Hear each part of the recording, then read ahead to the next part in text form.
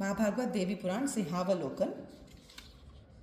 यामाराध्य विरंचरस्य जगता स्रष्टा हरिपालक संहर्ता गिरिश स्वयं समभवध्येया च या योगिभिः यामाद्यां प्रकृतिं वदन्ति मुनयस्तत्त्वात् विज्ञापरां तां देवीं प्रणमामि विश्वजननीं स्वर्गापवर्गप्रदाम्।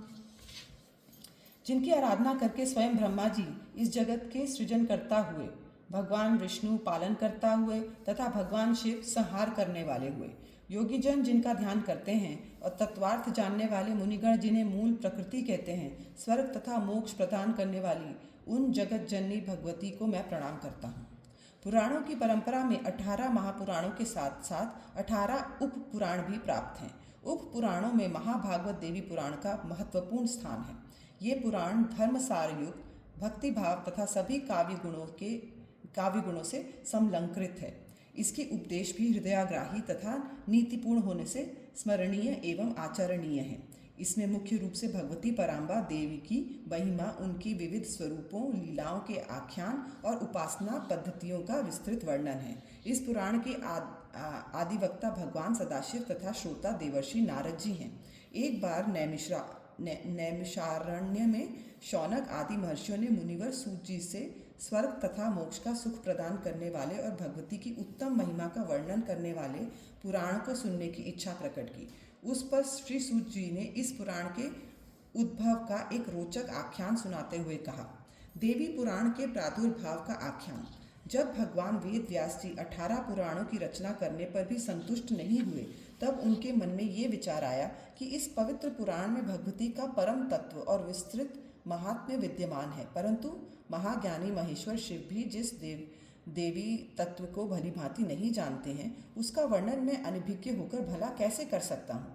ये विचार कर देवी भक्ति परायण व्यास जी ने हिमालय पर्वत पर जाकर कठोर तपस्या की।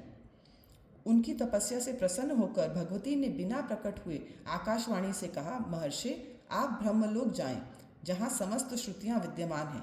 वहीं आपको मेरा दर्शन होगा और सारे रहस्यों का भी पता चल जाएगा। इस पर व्यास जी ब्रह्मलोक गए। वहाँ उन्होंने मूर्तिमान चारों वेदों को प्रणाम कर उनसे अविनाशी ब्रह्म पद की जिज्ञासा की। तब चारों वेदों ने क्रम क्रम से देवी भगवती को साक्षात परम तत्व पर ब्रह्म बतलाते हुए कहा कि आप अभी हमारे प्रयत्न से इस तत्व को प्रत्यक्ष रूप से दर्शन कर सकेंगे।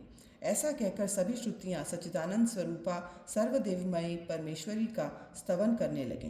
परिणाम स्वरूप ज्योति स्वरूपा सनातनी जगदम्बा प्रकट हो गईं। उनमें सहस्त्रों सूर्यों की आभा एवं करोड़ों चंद्रों की शीतल चंद्रिका व्याप्त थी और वे सहस्त्रों भुजाओं से विविध आयुधों को धारण किए हुए दिव्य अलंकरणों से अलंकृत थीं।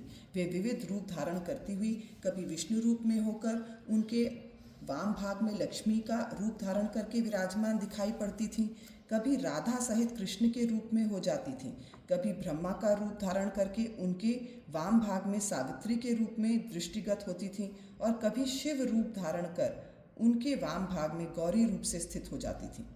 इस प्रकार उन सर्वव्यापिनी ब्रह्म स्वरूपिणी भगवती ने अनेक प्रकार के रूप धारण कर व्यास जी का संशय दूर कर दिया। देवी का प्रत्यक्ष दर्शन करके उन्हें परब्रह्म के रूप में जानकर व्यास जी तत्क्षण जीवन मुक्त हो गए। तत्पश्चात भगवती ने उनकी मानसिक अभिलाषा जानकर उन्हें अपने चरण तल में स्थित सहस्त्र दल कमल का दर्शन कराया, जिसके सहस्त्रों पत्रों पर महाभागवत देवी पुराण दिव्याक्षरों में अंकित था। भगवान व्यासदेव ने भगवती के चरणों में स्थित कमल में जिस रूप में परमाक्षर स्वरूप पवित्र पुराण का दर्शन किया था, उसी रूप में उसे प्रकाशित किया। पुराण महिमा। महामुनि सूत जी इस पुराण की महिमा का वर्णन करते हुए कहते हैं कि हजारों अश्वमेध यज्ञ तथा सैकड़ों वाजपेयी यज्ञ इस देवी पुराण की 16वीं कला के भी तुल्य नहीं है। इस प्रकार महापात की प्राणियों की भी रक्षा के लिए इस भूलोक में ये पवित्र पुराण प्रकाशित हुआ है। सूत जी बोलते हैं, एक बार की बात है, मुनि श्रेष्ठ जैमिनी व्यास जी को प्रणाम करके देवी महात्म्य के श्रवण की इच्छा व्यक्त करते हुए उनसे बोले, प्रभु ये मनुष्य शरीर अत्यंत दुर्लभ है। सैकड़ों जन्मों के बाद इसे प्राप्त कर जिसने भगवती महात्म्य का श्रवण नहीं किया, उसका जीवन व्यर्थ है। अतः आप भगवती के उत्तम चरित्र को सुनाने की कृपा करें। ये सुनकर व्यास जी अत्यंत प्रसन्न हुए और बोले, वत्स आपने इस समय बड़ी ही कल्याणप्रद बात पूछी है, जिसका श्रवण करके भक्ति और धर्म से शून्य महान पापी मनुष्यों का भी इस लोक में पुनर्जन्म नहीं होता, और जिसे सुनकर पापी मनुष्य ब्रह्म हत्या आदि पापों से छूट जाता है। इस कथा को भी आप सुनना चाहते हैं, अतः आप परम भाग्यशाली हैं। मुने, उन भगवती के अतुलनीय महात्म्य को बता सकने में भला कौन समर्थ है, जिस महात्म्य का वर्णन अपने 5 मुखों से भगवान शंकर भी नहीं कर सके। मोक्ष तथा निर्वाण पद प्रदान करने वाले वे भगवती सभी मंत्रों की एकमात्र बीज स्वरूपिणी हैं।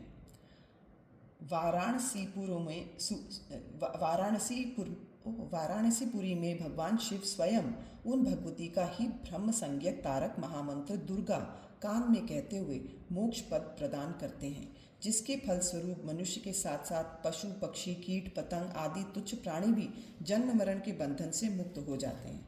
भगवान व्यास मुनि श्रेष्ठ जैमिनी को एकाग्र चित्त होकर सुनने की प्रेरणा करते हुए इस पवित्र देवी पुराण की कथा का आरंभ करते हैं। एक समय की बात है, मंदराचल पर्वत में सभी देवगणों तथा भगवान विष्णु की उपस्थिति में महर्षि नारद ने नम्रतापूर्वक प्रार्थना करते हुए भगवान शिव से पूछा कि भगवान विष्णु, ब्रह्मा तथा आपकी भक्ति पूर्वक उपासना करने से जीव को परम पद की प्राप्ति हो जाती है।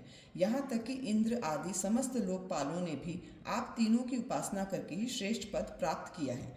परंतु देवेश, आप मुझे ये बताने की कृपा करें कि आप सबका उपास्य देवता कौन है, आप किस अविनाशी देवता की आराधना करते हैं। ये कहते हुए नारद मुनि भगवान विष्णु तथा शिव का स्तवन करने लगे। उनकी स्तुति से प्रसन्न होकर निर्मलमति भगवान शंकर ने सतत समाधिस्थ होकर पराम्बा भगवती का पूर्ण परात्पर ब्रह्म के रूप में दर्शन किया तथा बोले, शुद्ध शाश्वत प्रकृति स्वरूपिणी भगवती जगदम्बा ही साक्षात परब्रह्म है और वे ही हमारी देवता भी हैं।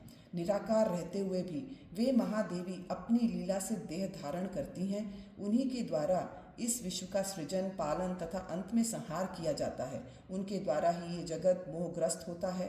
प्राचीन काल में वे पूर्णा भगवती ही अपनी लीला से दक्ष कन्या सती के रूप में, हिमवान की पुत्री पार्वती के रूप में तथा अपने ही अंश से विष्णु भार्या लक्ष्मी के रूप में एवं ब्रह्मा की भार्या सरस्वती तथा सावित्री के रूप में प्रकट हुई।